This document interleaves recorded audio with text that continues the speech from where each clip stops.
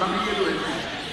তার মধ্যে দিয়ে যেতে যেতে ঠাকুর বলছেন, তুমি যখন তার চরম সীমায় পৌঁছালাম, সেখানে গিয়ে দেখলাম একটা জ্যোতির্ময় বেড়া।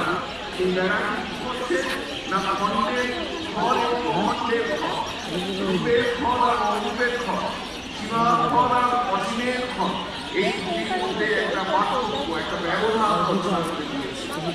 তারপর যখন এই সীমার থেকে অসীমের সেই ফলে যখন প্রবেশ করলাম, দেখলাম সেখানে 7 জন ঋষি ধ্যানমগ্ন হয়ে বসে রয়েছে।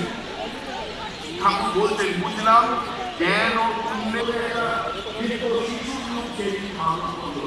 সেই দিব্য শিশু ঢোকা যাবে না।